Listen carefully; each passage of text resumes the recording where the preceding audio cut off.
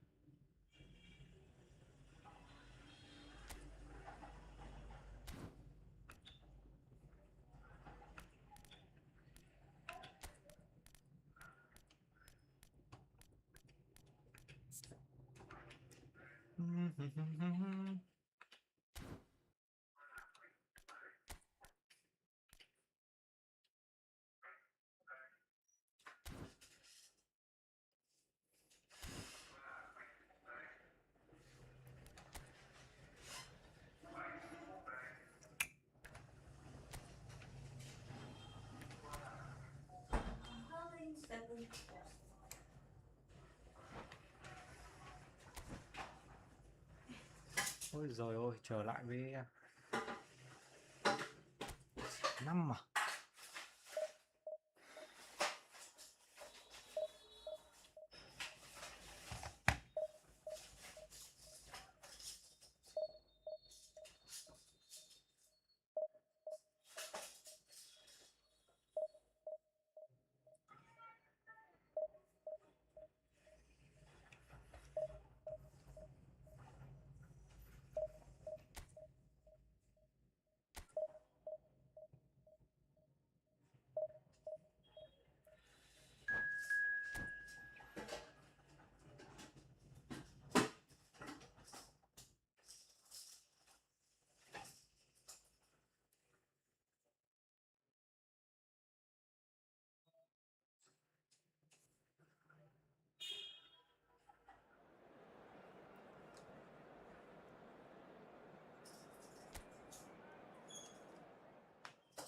Ôi, quên rồi. Quên là quên.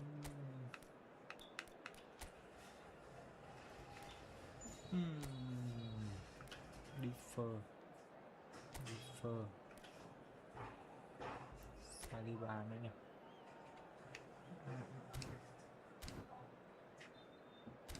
Hai differ.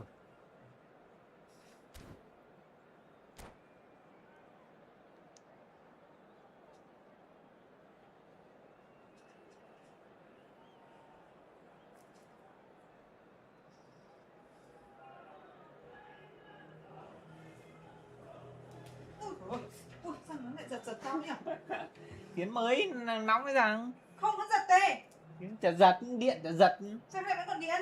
Chẳng còn. Kinh á. Mà sát mới rằng. Eo ơi. Ôi gặp. Sợ vãi đấy. Ôi trời ơi.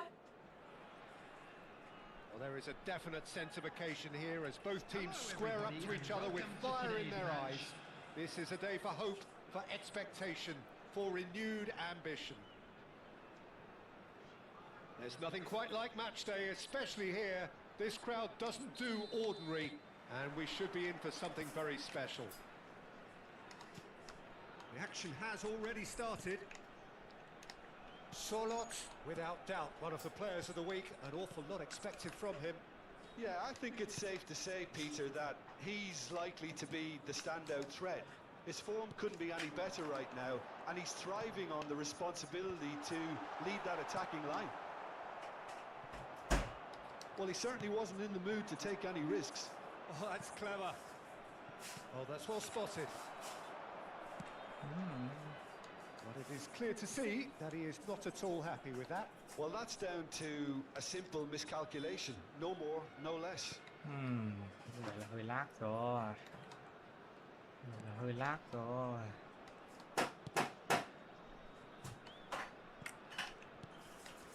Rijkaard. And Neymar.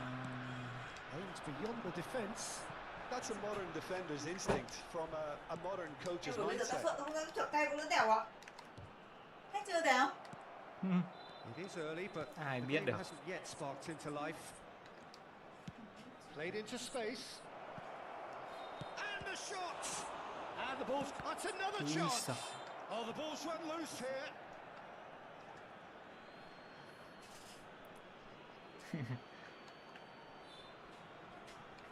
It's a poor throw that, kìa. kicked off with relative ease. Kukcu, Ôi giời. Neymar, and it's Van Nistelrooy. He's a sharp little ball here. Ây da, có vẻ là hơi lag anh em ơi. Có vẻ là hơi lag một chút rồi. Neymar Chắc mình vừa gì cóp nữa. tries to pass it through. Little pass back. That's positional gold, the utilisation of space. Gets into some space. Here it is, crossed in. And Ui another dồi. try! And he's there to clear it. And here's Kukcu. Mateus. Shot could be on. That's tidy.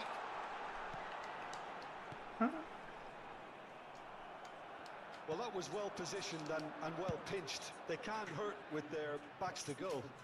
Ôi giời.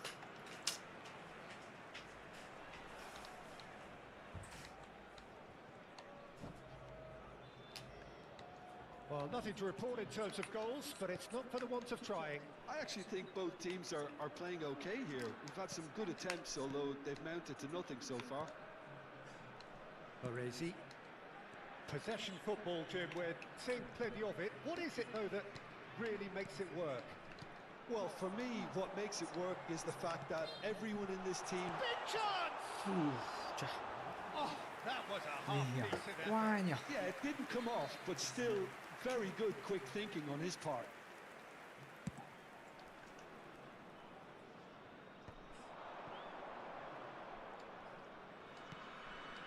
João Neves. Almost half an hour in now. Knocks it into space. Oh, shooting! Ôi ôi. It's bounced back off the post. That's a decent clearance. Look at the space. Solid! Oh, what has happened here? And here's Yamal. Ôi trời. Khan breathes a sigh of relief as he gets his hands on the ball. Thật chi. Một cái tất màu đen. Không thấy rời đó. Em nữa. Rijkaard. Sát Bây giờ lại lấy rồi. ra ai đấy? Always Em staying lấy. on the Mình edge chắc for chắn target. mình còn một cái tất một chóc, một cái tất một đen của tao không nói cho mình biết. Các bạn mình lấy quần áo It's của a Tâm. chance! Well, he got rid because he was under pressure. Mateus still waiting for the first breakthrough, but not for the want of trying. And Van Nistelrooy! Well, that looked awkward, but he had a good crack at it. Oh, he's usually such a good finisher. Mà sẽ.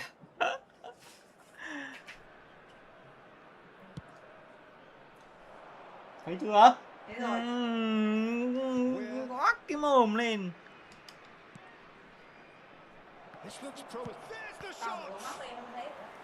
Good run, lovely take, but that is where it stopped. Almost the perfect move. Almost. The finish just wasn't quite at the same level.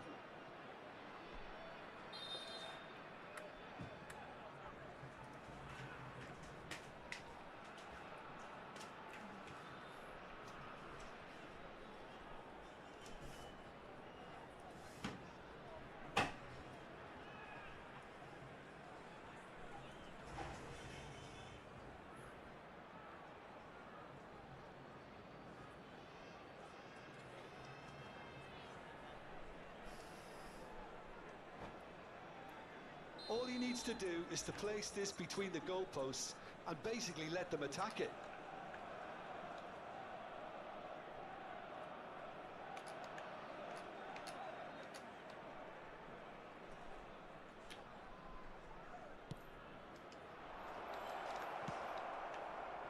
And now they can spring out of defence. Judge, Ôi surely! cơ. Con cứ đỡ That's được what you nhở, call hay nhở. inspired goalkeeping. Well, someone's doing his job properly, Peter, that's for sure. Nhưng cứ đỡ được Arsenal vậy. have their second corner now.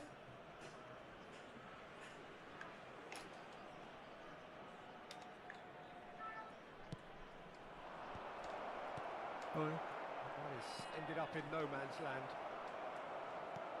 Now it's Yamal. Backward it goes. Oh, well played. He needed to get that right. Mateus. Kukçu. Rồi. Kukçu running with the ball. And it's Rijkaard. Passing is crisp and sharp. That's a super give and go. That's a little off target. Ôi thôi. Mày quá. Trận đấu khởi động anh em ơi. Trận đấu khởi động. There's the whistle for half-time. It hasn't been a bad watch, not by any means. The intensity levels are there. We've just lacked that telling breakthrough moment. And we are up to the break. What an end to the half, Peter. A lot of the best Anh action. vừa phải tắt cái record đi. Vừa live vừa record là hơi lag. Giờ phải tắt đi rồi. In similar fashion, as we'd love to see this momentum maintained. So I'm looking forward to what's to come. So we reach the halfway point, and neither side have yet been able to force the issue. Tấn công đi. It's 0-0. Đặt chế độ tấn công lên cho oách. And we are already promptly back underway. So the first half draw, no goals.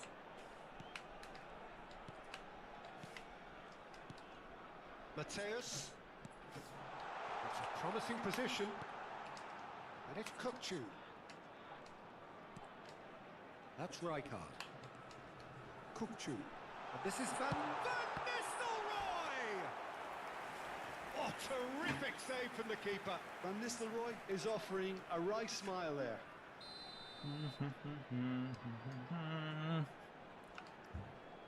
Thôi, làm bạn cái đầu dàn. And they've got rid. And now a Ôi, sudden ông này chance chậm to thế. counter. And he's had it nicked away. Here's a man in form. Zubimendi. That's an imaginative pass. Now that's well seen too. Cannavaro. Ball played for Rijkaard. Mateus. And this is Van Nistelrooy. Cắt luôn. You have to say that was an exemplary tackle. Stopped him dead in his tracks.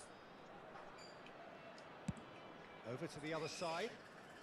Well, into the second half, and it's still goalless. And here's Haaland. Ơi. Rijkaard. Now Howson.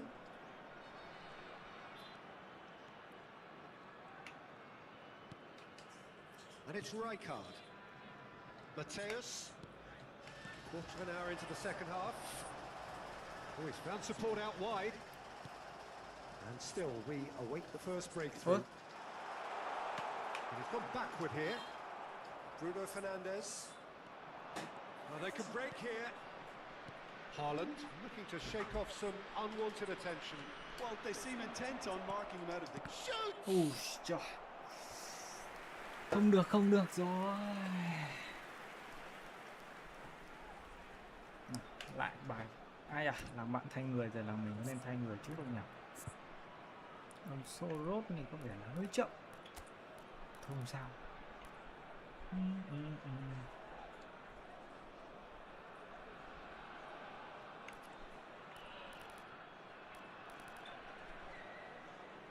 Thôi cứ đá đi. Đá như thế đi. Đợi chút nữa. Substitution on the field. So, third corner of the game. Van Nistelrooy. Number 11, Neymar. Coming on the field, number 20, Fernando Torres. Number 4, Rafa Silva. And now they can spring out of defence.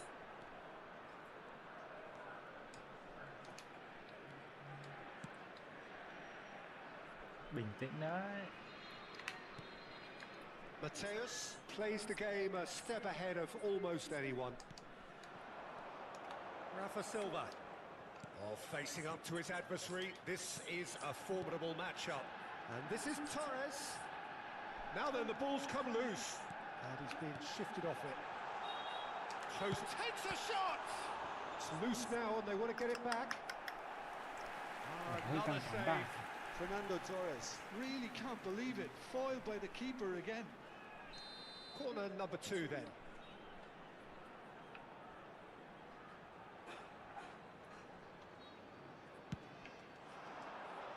And that has been cleared. And a chance!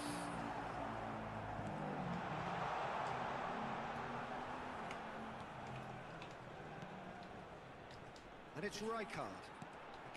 Another pass just keeps it ticking over. Oh, now here's an interesting Mất matchup. bóng.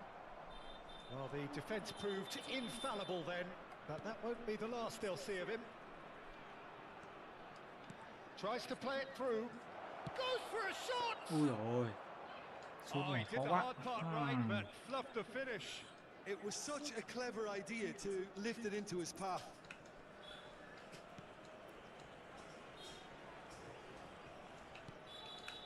Baresi.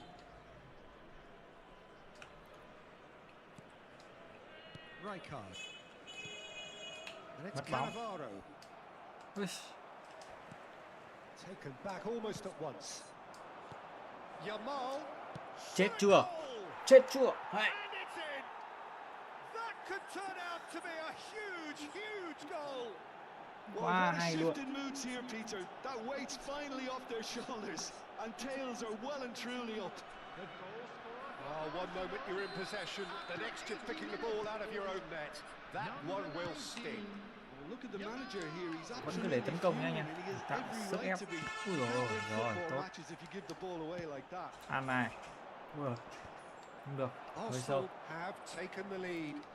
You have to credit the desire we've just seen here, Peter. The desire to stick to your task and keep on chipping away. Some might have backed off, but not this lot. This is very impressive. Still just that single goal and we are nearly done.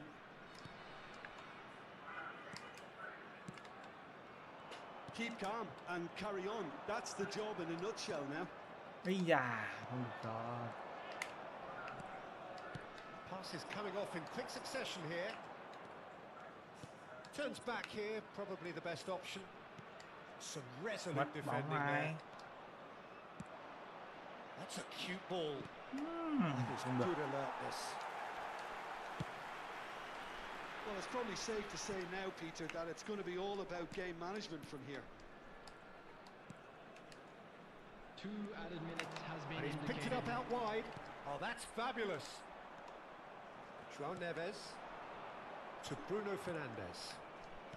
Confirmation that there will Ui be ôi. 2 minutes stoppage time. Hơi vội nhỉ. Rafa Silva. And that will be the final act. Arsenal Kéo phải have thêm trận nữa done anh it. em ạ. Their Cho ven solitary tay. strike ultimately proving just enough. A Sút terrific 10 win, quả. however you look at Vào it. được đúng một quả thôi. Yamal picking up the man of the match I'm award, afraid to tell and you no that we're surprise there. expecting traffic to be heavy after the final whistle today. Có vẻ chỉ like thôi thì ổn hơn.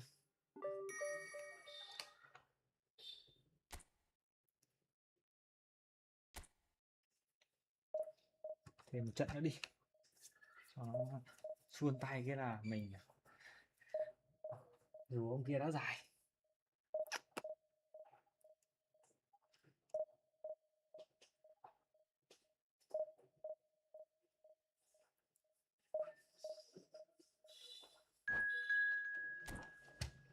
Thuận Mb88. Ôi giời, kéo lại đang xem nữa thì thôi.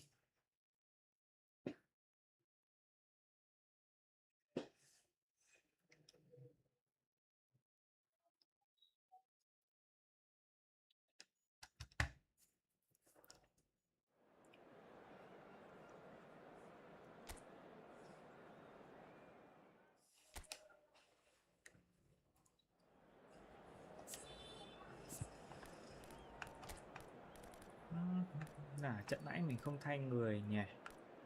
Trận nãy chưa, không cần phải thay người luôn.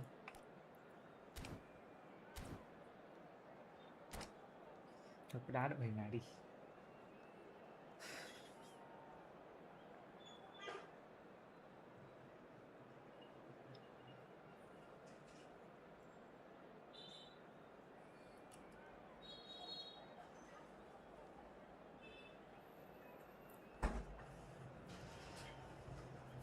Ta để đâu? Không, để đó. Nó đi không dùng điện cá nhân nữa à? Ừ? Nhìn cái chuyển tiền tại các tôi là do Min nói. Không. Mình nhìn có cái hệ thống của Min. Hệ thống. So bring it on. Height, expectation, emotion. The game yet to kick off.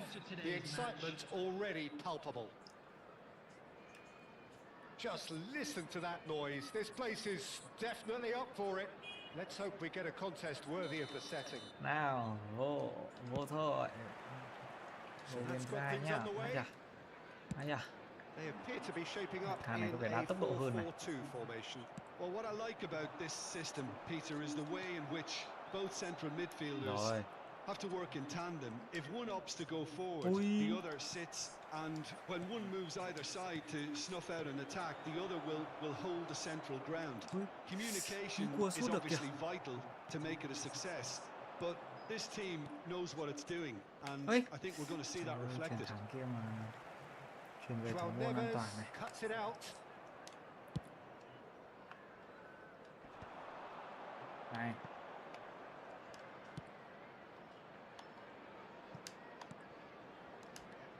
Dwight York, for sure, he'll be hell-bent on scoring here. Always is, always was. À, The chà. partnership he was part of Chuyển không phải almost chân thuận. defined an era, Jim. Yeah, and I've always Chuyển been sâu full of hắn đi. praise for him and the way he was able to develop such relationships on the pitch. How did he manage that? Well, I'd say it was because he's thật luôn surprisingly đấy. unselfish, very adaptable, and he'll switch between finisher chuyển and như thế là provider sao? with ease. Something he'll be doing a lot here too, I suspect, Peter. Ui. Zubimendi with a definite foul there.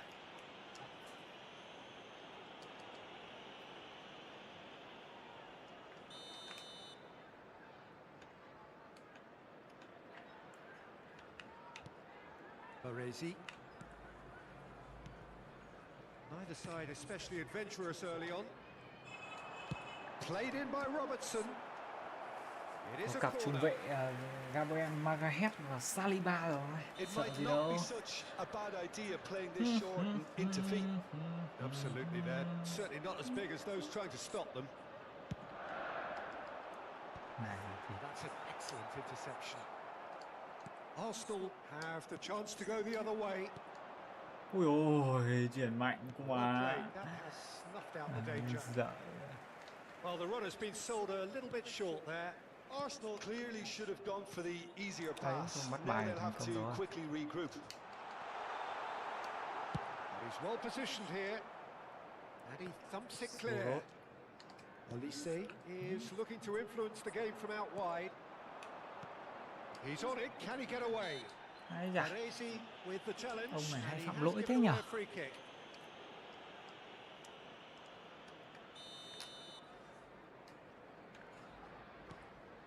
João Neves played with finesse. Beckenbauer with the clearance. Đúng rồi, Fabian.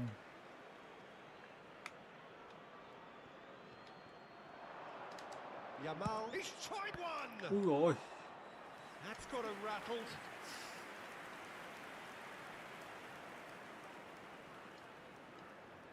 Well, height could make all the difference on these set pieces.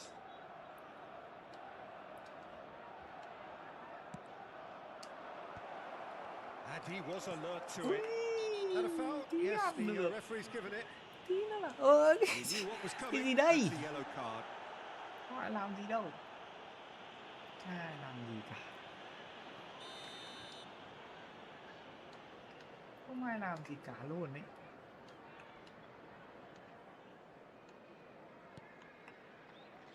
Still goalless at the moment. Baresi. Coventry looking to get their possession game going here.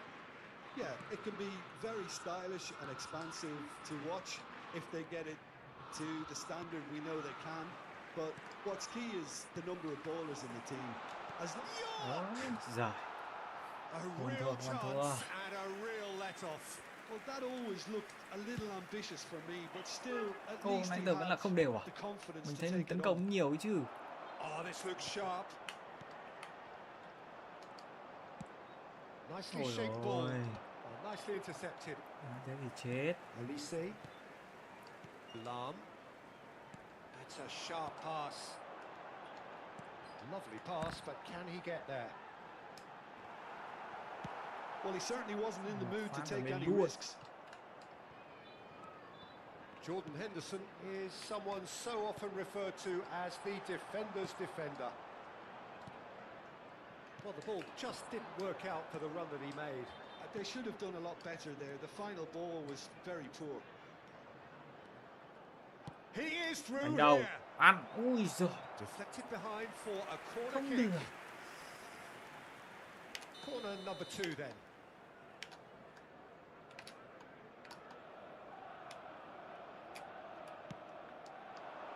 Cleared away. Ôi ôi, thôi ra ngoài And hỏng now rồi. they can spring out of defence. Không sao hết, không sao hết. Pretty loose pass. Charlotte. Oh, it's a great ball here. Can he finish? Ôi giời, lại ăn được một bàn Arsenal! chùa. Lại ăn một bàn phá bẫy Việt vị luôn. And that was as close to certain as can be. Well, that's really well Ngon played, luôn, Peter. ngon You have to luôn. appreciate the simplicity of it Bàn all. phá bẫy Việt vị Killer pass, nha. perfectly delivered. After 35 minutes is So we have the first goal. 17. Yeah, but I think they all know too well that things are far from done here. And while there's never a good time to be caught out, you definitely don't want it to be now. Baresi Oh. does well to get it back. Arsenal can certainly afford to see this half Ôi out trời, now mà and chuyển sang reset during the ông break. Bruno là ngon rồi. Chuyển sang ông Bruno là Passing ngon rồi. nice and neat. Thích chuyển về nhờ. Now it's Messi. Olise. And this is back. Goes for a shot. Ui ôi. And he hits the net. Quả tưởng che được rồi cơ. All square in the blinking of an eye. Yeah, and analysis of the Tối goal chưa? should take a back seat to the importance of a committed reaction. This is wonderful to watch. Coventry grab the equaliser and we're all square. Trời ơi, để Well, đỡ quả there's đỡ chưa. resilience for you, Peter. As a side, they never lost focus despite the setback, and this is thoroughly merited. For me, now they can go one better, possibly. Challenge just a chà. bit on the firm side. Bắt bài ngon đấy chứ. Swung over. And it's Messi. Looking for the run. There will be 3 minutes added time. Coventry looking to pass their way through. Oh, the ball's run loose here. Là sút à. Chance! Ui ôi. Nguy hiểm Good phết. first touch and almost as good a second. That's a great effort. There was very little backlift to indicate what was coming.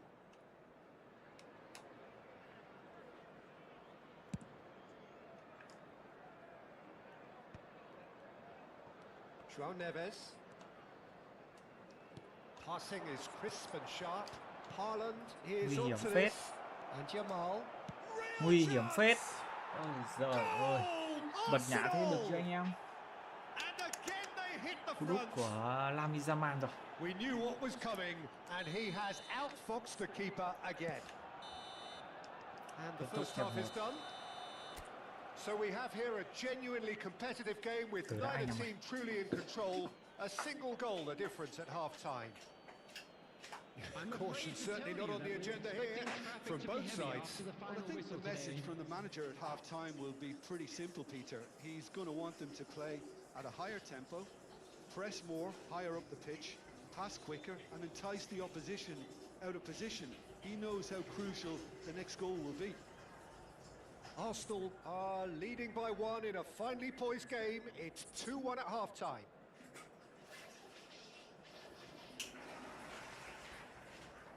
Ây da. Đây rồi, trở lại đây rồi anh em ơi. Vô thôi. Có vẻ đội hình nên là đang triển khai là khá là trơn tru. And we're off again. Whatever he had in mind, that Vừa was mới not khen it. xong. Vừa mới khen được một câu xong. Messi. Vừa mới khen được một câu xong ấy. It's Ribery. Bruno Fernandes. Ui giời. Ui. Oh, that's superb. And a chance! Max. Well, that was well positioned and well pinched. They can't hurt with their backs to goal.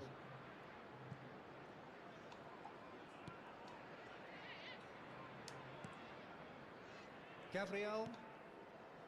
Weir. And it's Neves. Bruno Fernandes. Ui giời. Beckenbauer Oh my promptly God, onto that, Ui. and that is that. Looking for options for Ngon movement. rồi. And this is decent chance! Ui ui. And it's hit the woodwork and out! There's another goal! Ui trời. Goal! Trời ơi, sao lại nhấn nút chuyến vào đây What cơ. a match we have! Hay Well, à. this is just incredible. I mean, who would have seen this? Neither manager, I think. It's Hai all bên đều happening. ngáo anh em ạ. There was no getting to that, no getting to it at all. Expertly done. He had the whole picture in his head, Peter. He didn't even look at the goalkeeper. So all square and not for the first time. This is exactly the kind of contest you'd expect when you have so much class from both sides. The next goal is going to be so significant. Arsenal really just need to be careful for the next 10 minutes or so, deal with the pressure and come Phối again. hợp có vẻ mượt nhé. Floated through. Oh, that's wonderful alertness. Well, that is not the best ball, and he offers an apologetic look. Ah, he made it look a bit predictable. Ôi giời. Nice interception, well timed. Baresi with the clearance. Ngất xỉu ở đó luôn.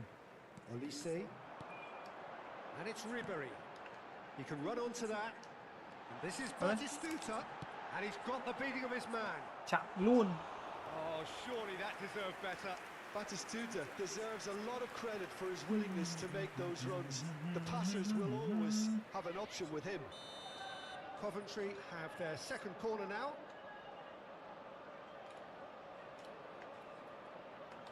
Messi goes short. And it's Henderson. Now, who's going to be first to this? Pinches it off him. He's a Hay sharp rồi. little ball here. Tốc độ của Lamine Yamal. Ôi giời, không được. It's clear to see that he is not at all happy with that. Encourage the pass with an intelligent run, but the pass just lacked pace. Olise, who's set up one goal so far. And Messi! Ui, Oh, he's managed to get sút it all luôn phải wrong. à? Oh, it's very good running. Đấy chỉ That. sợ You're sửa always chính going to chân have này. chances with that kind of movement.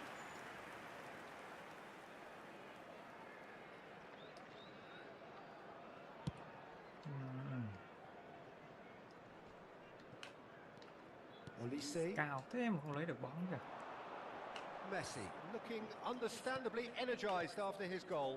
Passes coming off in quick succession here.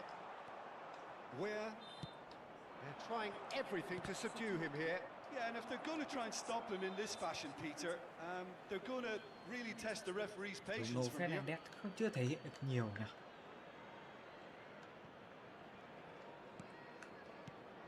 João Neves. Haaland. And again, they're pressing effectively. Nice bit of skill and he's away. He's shifting through the gears here. Well, how that cross missed everyone is an absolute mystery to me. It warranted Ê mà a không ai finishing chạm touch. đầu được kìa. Một chút sự thay đổi người đi.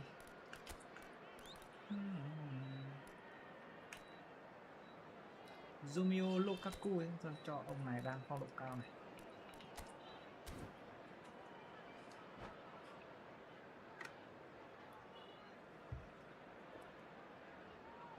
Substitution on the field. Messi, Ribery, Olise, Henderson, Dwight York. Lam. Coming on the field, Mohamed Salah, Neymar, De Bruyne, And Robertson. Xabi Alonso, El Hadj Diouf. Substitutions taking Xabi place. Alonso. This looks promising. Salah. And it's De Bruyne.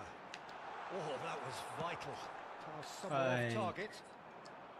Well, there's no doubt that they want to win this, Peter. They'll have to maintain the energy and dynamism until the very end, though. Bruno Ôi Fernandes. dồi ôi, sút bằng chân trái có khác. He couldn't Yếu find the thế. finish. Bruno Fernandes fully appreciates that. He could have won it then, and now he'll be all the keener not to lose it. Ơ, Xabi Alonso gets chuyển cho across to ông giữa intercept kia that. chứ lại. Can he get it through? Mohamed Salah is offering some sort of an apology there. Well, that's down to a simple miscalculation. No more, no less. Mohamed Salah. Uh-huh. Lam. De Bruyne.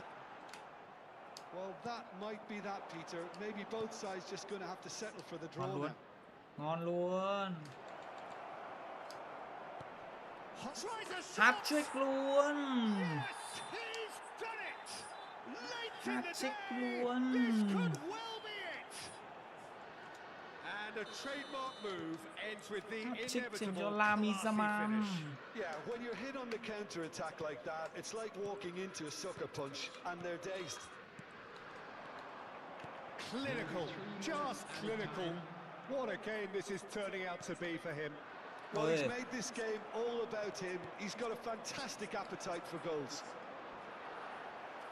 phá bóng. Arsenal take the lead. Now it's just a question of holding on. Well, the last Làm gì đây, moments làm gì now, đây? Peter, are going to be very frantic. There's still time for a twist or two yet. And this is Batistuta. And the ball's come loose here. Added time is up. And there goes the Ngon rồi whistle. đấy. Thôi rồi.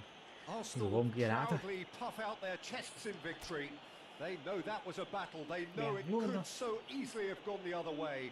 And they are clearly Just a so quick happy reminder to have today, won it. please refrain from Yamal, talking outside very this much the stadium. hat-trick hero.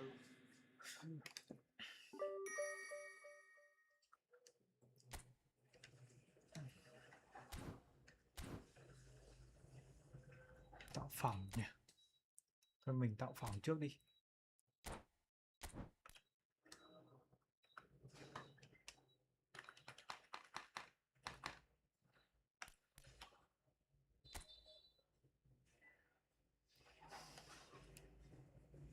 Bắt đầu vô đá giải anh em ơi. Rủ ông kia đá giải thôi. Chứ bắt cốt này standard 10 phút có chấn thương. Có penalty. Thay maximum 5. 6 lượt. Cộng 1 sub extra. Normal. Normal hết. Ok chưa?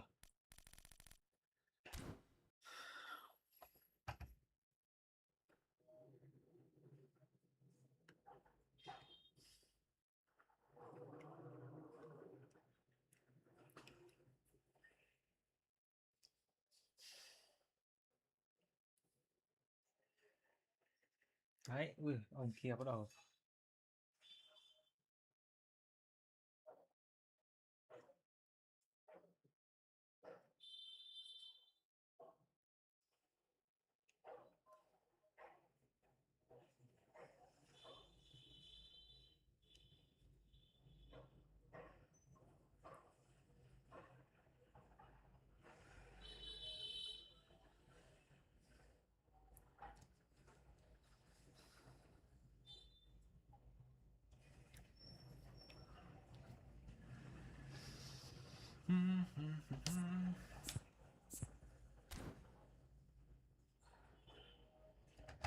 Chờ đối thủ vào anh em ơi. Chờ anh Thuận vào.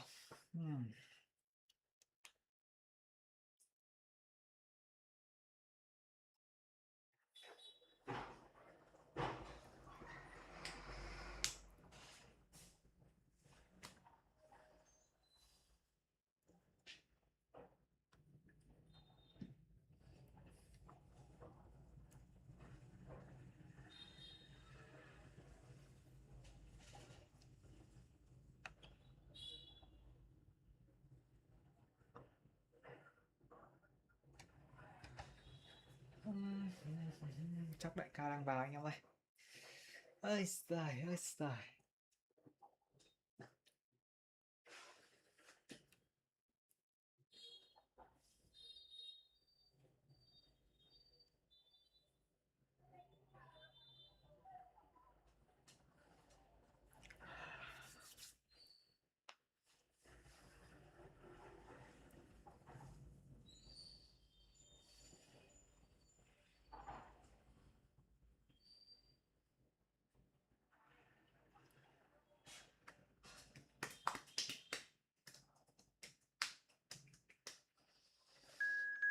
Ồ, đây rồi. Ô trời, CFT à? À, mình biết cái đội này rồi.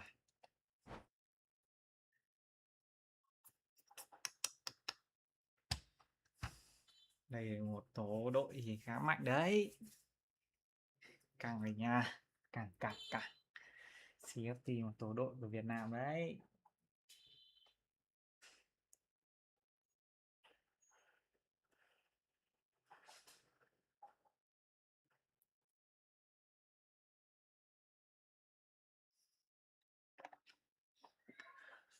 Hay da, không biết như nào đây.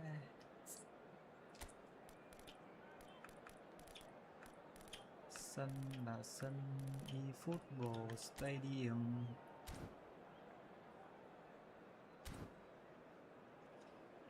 CFT Thuận ơi.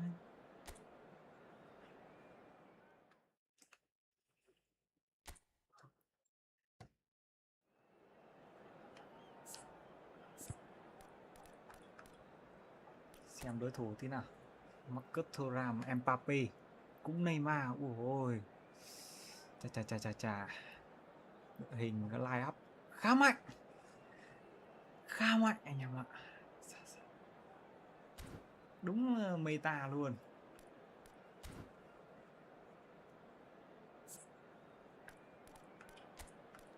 Đá đúng meta luôn đấy.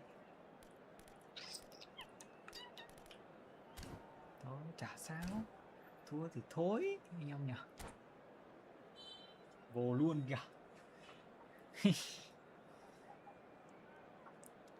Căng quá nhỉ.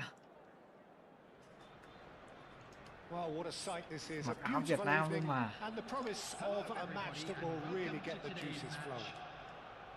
I'm Peter Drury, and joining me here, our expert, Jim Beglin. Hello, Peter, and hello to everyone watching. For me, it's a real thrill to be here. Expectations and decibels both rising fast here. Things are heating up, and we'll be getting underway very soon. If you're just joining us, we are already underway. Ôi, Who do you think this turns on, Jim? Well, Peter, I think it would be impossible to overlook this fella, Lamine Yamal. Obviously, he's often deployed as an inverted winger, but what stands out in his game is that he... Oh, shooting chance! Ý chết anh em ơi. They just took Đi too vỡ long mồm. getting forward. Thuram simply took an age to Đi vỡ make his mồm mind anh up, em ạ. Peter, when urgency was the single requirement. Chưa rồi, gặp đối cứng ngay All he trận đầu needs to do rồi. is to place this between the Đối cứng goalposts ngay trận đầu and basically rồi. let them attack it. And it's made its way to him. And it's hoisted clear. Ui dồi, không It's kịp a luôn. throw in. Không kịp luôn.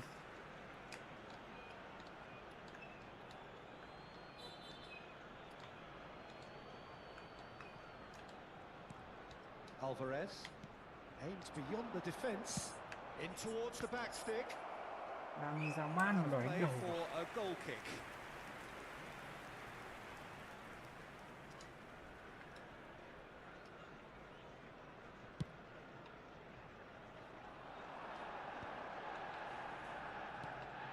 Thuan Neves, distributed tidily. Here's found the way through. Yamal's Đánh đầu đây này. Yes sir. goal! Arsenal! Đánh đầu đây này. Arsenal take the lead. Thấy chưa? A great delivery and a finish to match. He did so well there, attacking the ball the way he did. He got a strong forehead behind that one. Number 9. Vietnam are already chasing the game. They didn't envisage that. Yamal. And here's Thuram. Well, that was well positioned and well Oi. pinched. They can't hurt with their backs to goal. It's a good run down the left-hand side. Stood up well to him there. And here's Alvarez. DiMarco. Hết xa. Đánh chặn ngay thế. Đánh chặn ngay.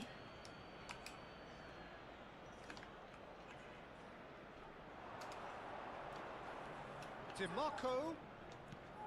Great ball, and he's in here. Tries a shot. And he's there to belt it away. Chooses to go cross-field. That's a great ball cross-field. This looks promising. And the shot! Ôi ôi. It's in! A game Ai, of phòng ngự thrills, hớ hình quá all nhở. square in the blinking of an eye. Well, going behind has simply triggered a collective determination to hit back, and they merit nothing less. Complete awareness. He understood what was needed, and he executed it smoothly. Well, so often it comes down to that Oi. quality on the final pass, and we've got it here, Peter. The defence might want to have a good look at themselves as to how they let it happen. Vietnam grab the equaliser, and we're all square. Well, they just couldn't have responded any better, Peter. Yeah, there's the old cliche about how teams can lose focus after scoring, but you still have to take your chances. Brilliant. Looking to play him in, and he's onside. Tuyệt vị rồi. I think that's offside. Yes, it is. Quá hồi hộp luôn. Tự nhiên bị thua mất một bàn. Hơi vớ vẩn.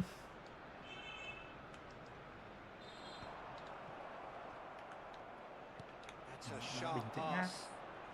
Unrelenting, uncompromising pressure on him. Now it's Thuram. And he's cut it out. Midway through the first period, and it's looking quite a game here.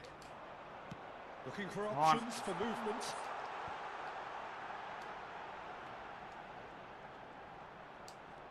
He's a Ôi. sharp little ball here. Trời ơi, nó không chạy cho mình. Trời ơi. They've got Thành to trận make tiến this diễn nice kém and quá quick. nhỉ. Thuram. That pressing is so good, it's nice and early. Thuram really has the confidence and skill to be able to hold the ball up like that until support arrives a little sooner. Oh. And just maybe there he overdid it slightly and should have released it because the support was arriving quickly. Nice looking ball. And that pass just didn't quite work. Thôi tỷ số vẫn là 1-0.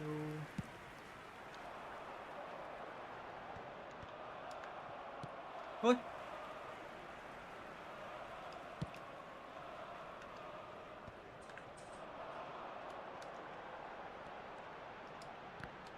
Ôi.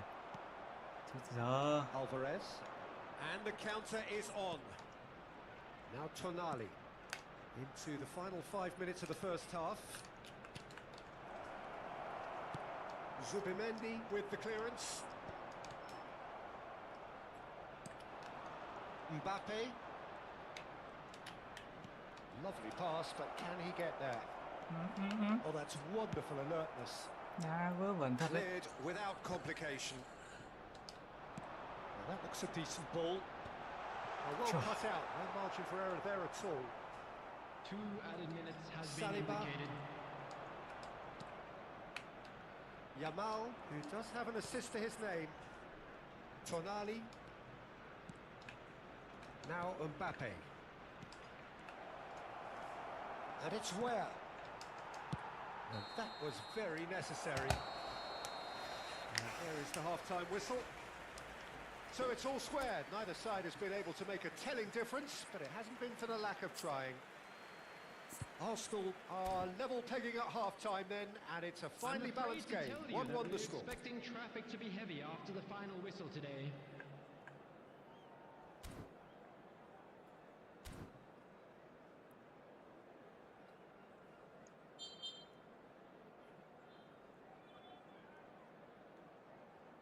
Ok, vô. Vô luôn, ngại gì. And that's the second half started.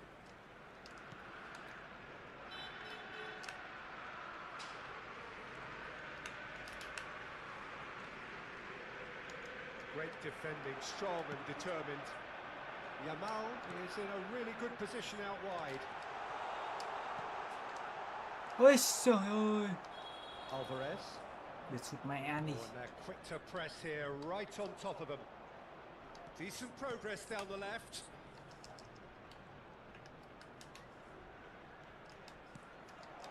And here's Mbappe. DiMarco could try cutting inside here. Vietnam trying to orchestrate a breakaway here by the looks of it. Well, I would say that this is probably the easiest way to play the game, because you try and absorb in numbers defensively, and then you look to hit it with a long ball quickly on the counter-attack to get your men in behind the opposition defence. Just looking for that one telling pass. Được vị rồi.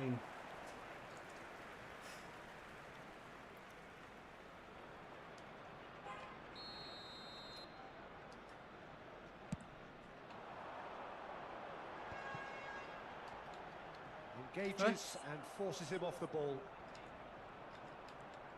Some good persistent defending here.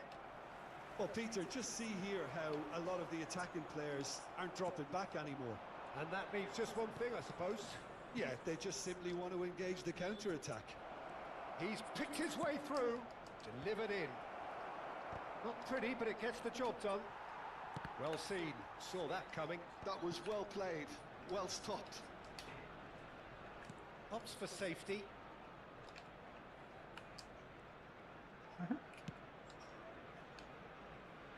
Yamal. Well, the manager might be thinking of shuffling his pack here. Well, the manager must be thinking to himself whether he's got a game changer on that bench, and he needs to act quickly. Can he get it through? And he's managed to get free. And that has been clubbed away. Knocks it into space.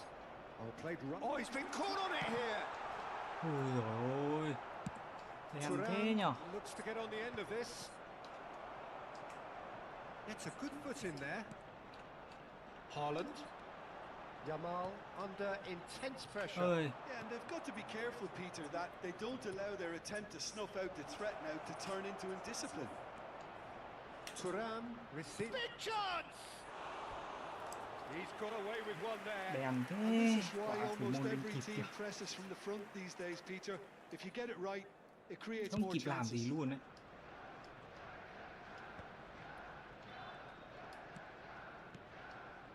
Where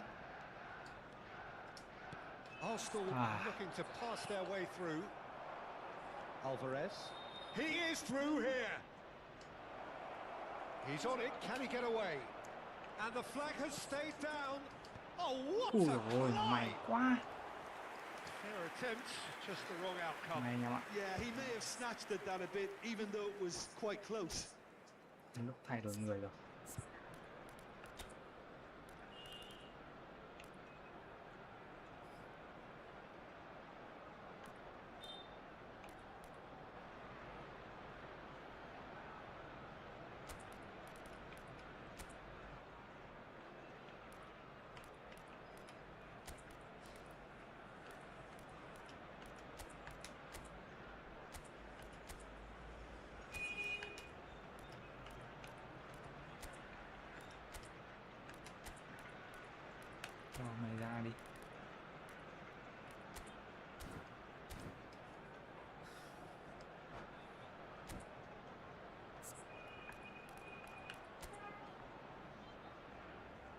Bạn chưa thấy thay đổi gì? Ồ.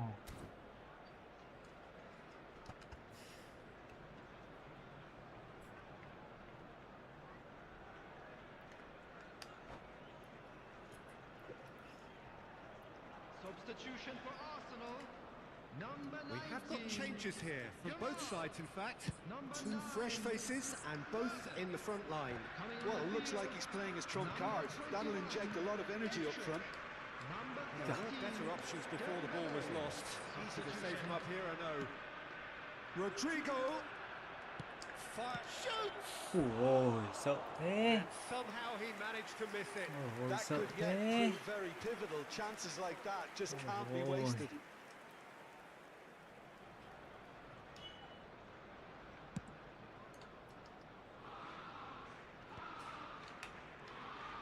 Concentration levels are very good, and so is the commitment. This game could yet yield a winner.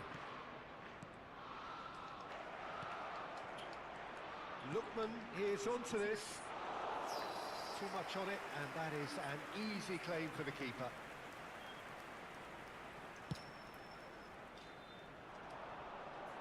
Lấy bóng. That is very well defended.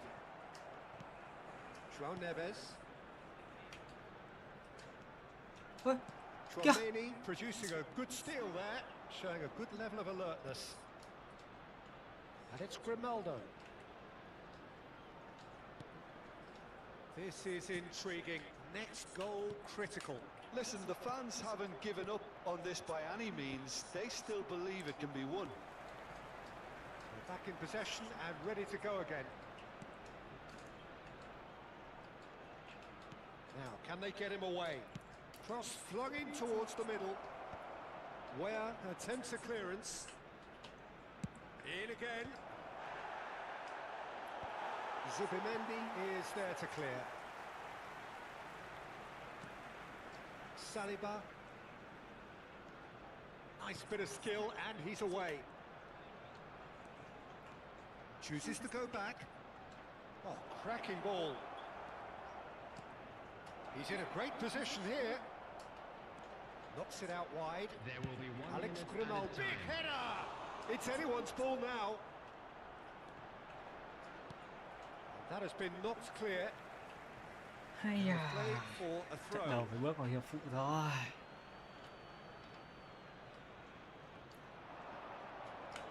Showing good feet.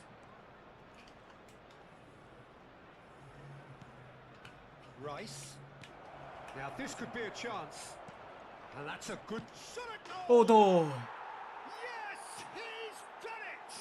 And that has raised the roof! Oh, the Ôi, deftness of giời ơi, để touch. thua Received ngay. it delightfully and finished it off sumptuously. Oh. And that is it. The referee has seen enough. Arsenal did lead. Indeed, they controlled, but they managed to throw it all away. A defeat made even more Thua painful anh em ạ. by the way it Đá came được to rồi. pass. Fellow attendees, this is a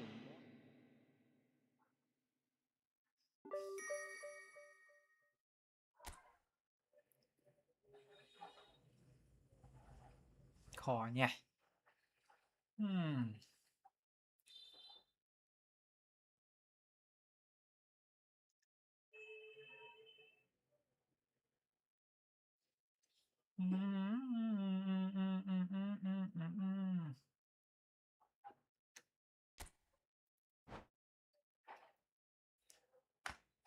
Đèn quá, bị ngay vào cuối.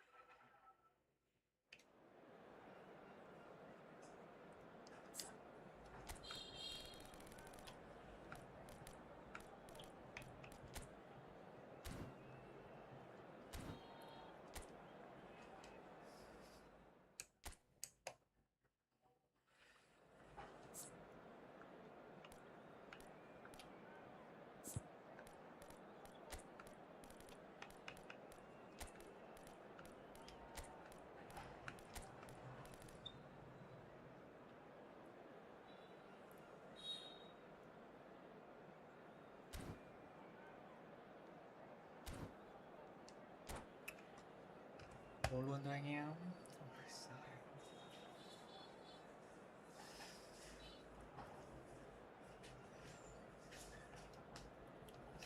Ok ok. So welcome one and Phủ all đầu to luôn. a picturesque evening here. A clear night, all the ingredients for a showcase game that the passionate CFA crowd thật. demands.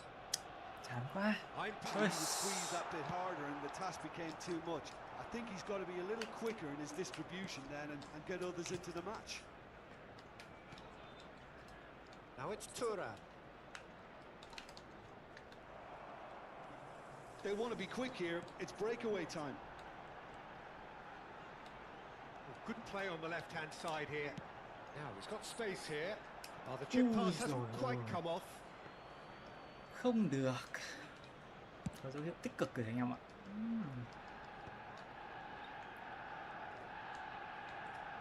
No, he is not giving anything away. Haaland, there he goes, motoring forward.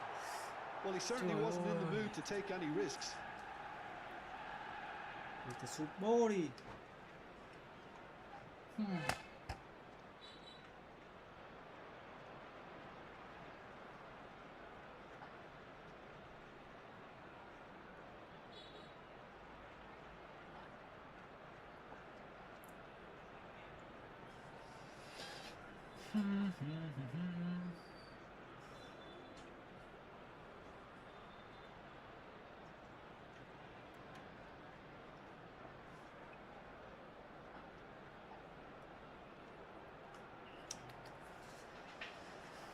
Trận một tiếc quá, tí nữa là kéo được vào phút bù giờ rồi.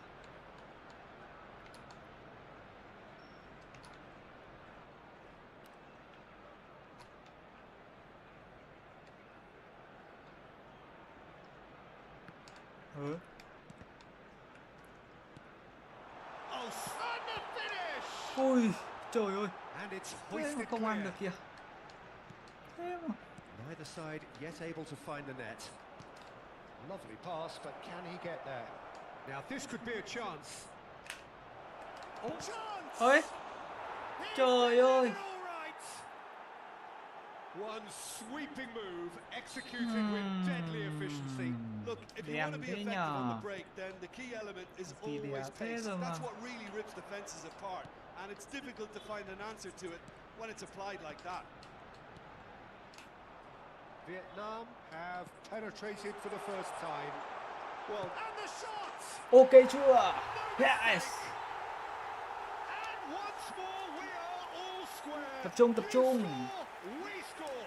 Không được gì mà Well, phải if ever xoắn. you want to see a lesson in responding to a deficit, that's it.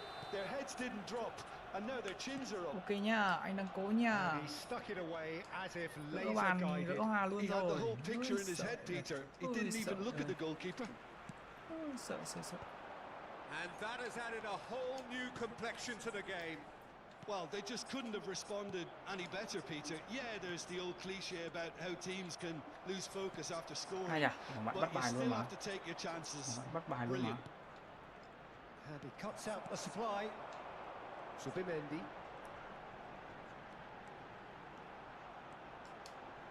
Can he get on the end of this?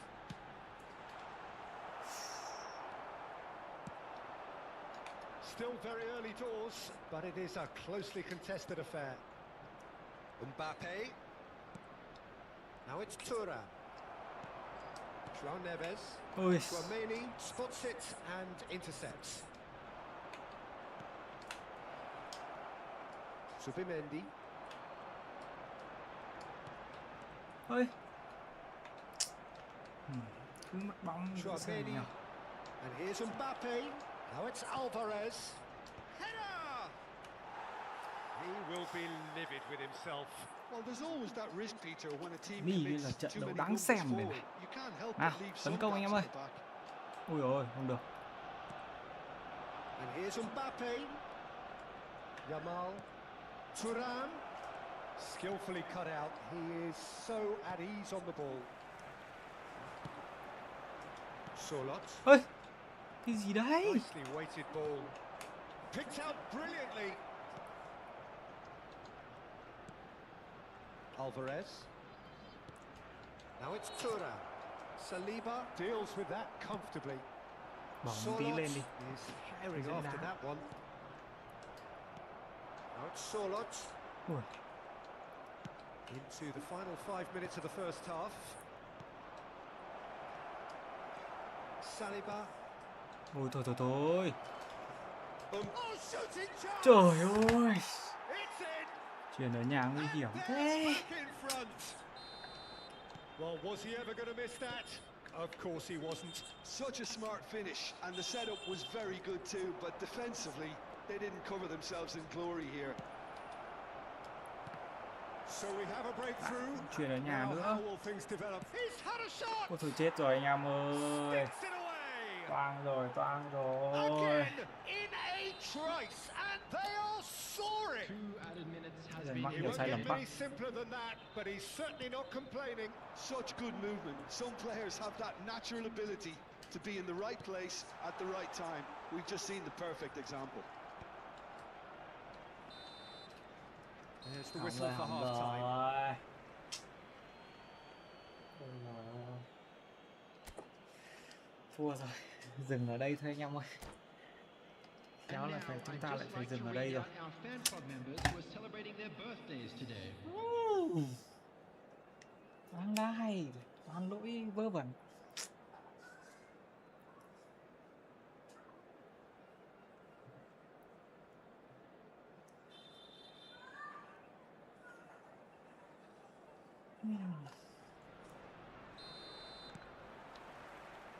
And the action is back on the way.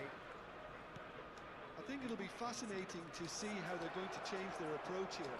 They have to go for it and try and pull one back, but they also have to be aware that going 3 down will probably seal their fate.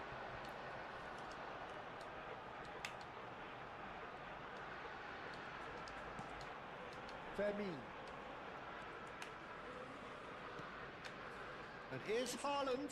And that interception was most necessary. That was well played, well stopped. Played into space. And he's goes for a shot! Ăn chưa? They've done it! Cố lên anh em ơi. And the second half is off to a flyer.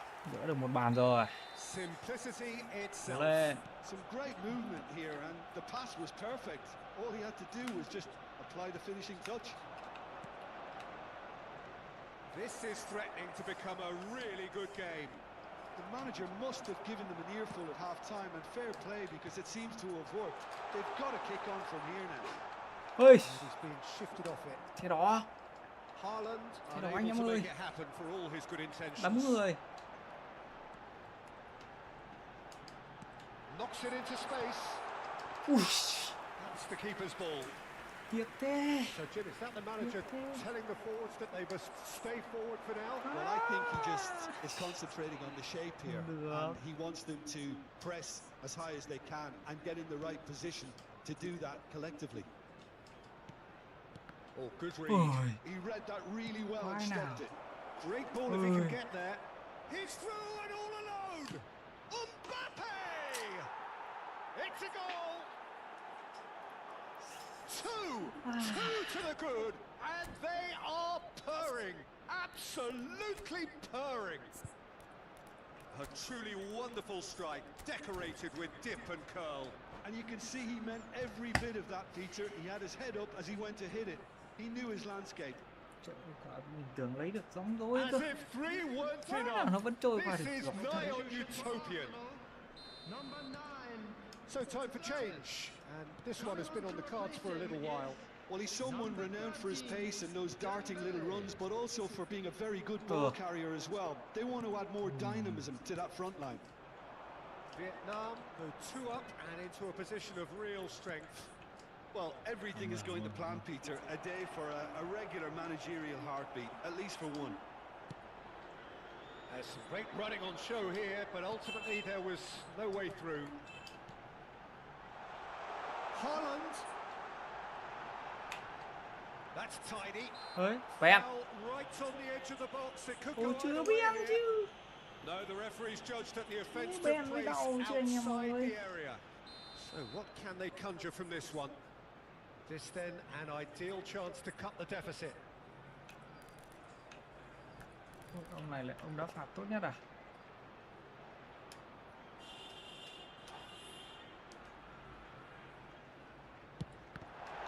À, trời gì thủ môn luôn mà. And it's Neves. Played backwards here. That's good pressure. It gave him no other choice. Haaland is having a shot! Ui, Great build-up. Thêm It không all phải. deserved a better ending. Haaland deserves a lot of credit for his willingness to make those runs. The passers will always have an option with him.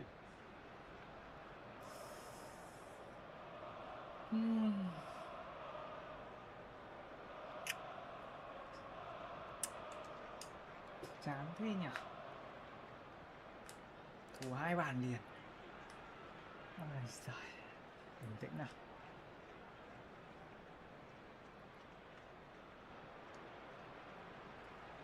Substitution in progress. Time then for the first substitution of the game.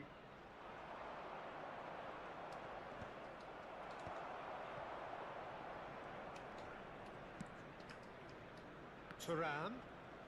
No, he's not getting past him there. Thuan really was well marshalled there Thuan. because he was denied the opportunity to turn. Now it's Thuan. Lopez. And the shot! Oh, that was nice, but not quite the end product required. That's really well played. It's just the type of run you need. Off the shoulder of the last defender, stay on Không side. ổn rồi.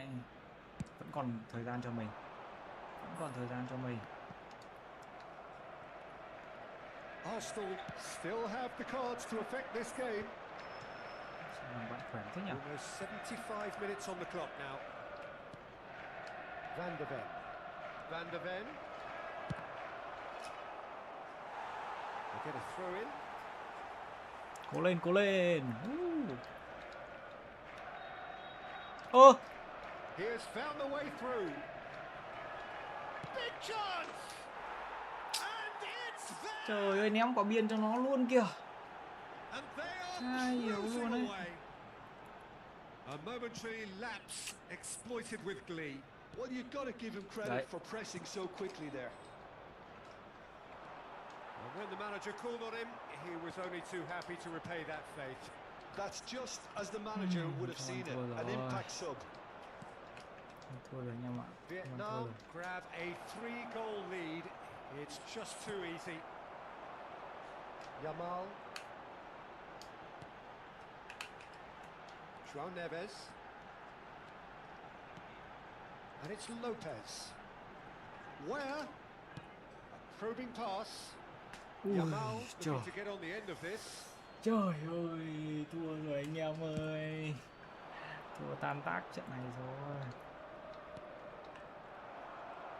Dembele goes steaming forward. Ôi, It's an inviting looking ball that. chậm quá. Šeško, he could be in here. Chance for a shot! Keeper's got his work done. A moment to try and place the cherry on the cake. That's just playing it safe and simple. And it's Lopez. Ôi, Where? That's been intercepted. That's great positioning. So good from him. ôi trời Oh, well ơi, played, well đá sorted chán out. thế. Chán quá. Oh, nicely intercepted. Fermin Added does minute have has an been assist to his indicated. name. That's a promising run he's making on the right. Ôi, yếu rồi, yếu rồi, yếu rồi. That's a Nhớ rồi lovely anh em neat ạ. pass. Looking for a runner. Floated through. Oh, he's been flattened there.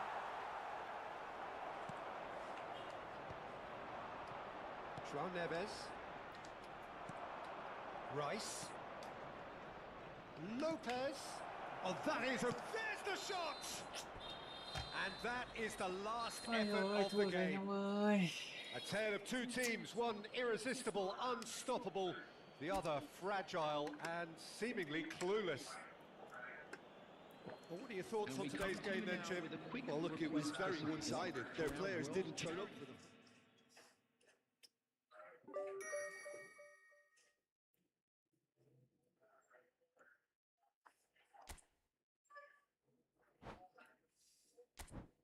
Ê, quên.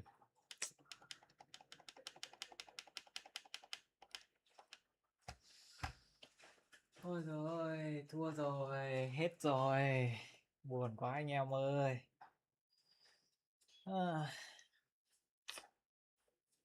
Thôi hôm nay thua rồi, stream đến đây thôi anh em nhá. Buồn quá.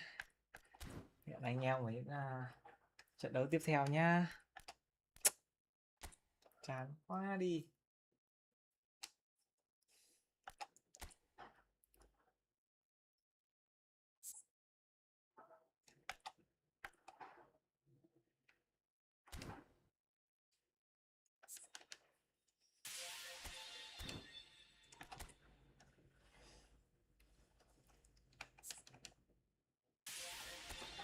Thôi, cần phải luyện tập thêm anh em ạ.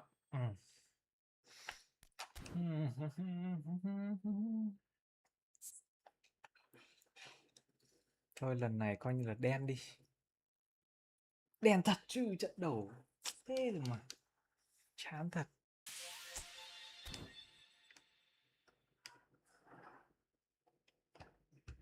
Thôi chào anh em nhá, chắc mình dừng lại ở đây thôi. Xin chào anh em.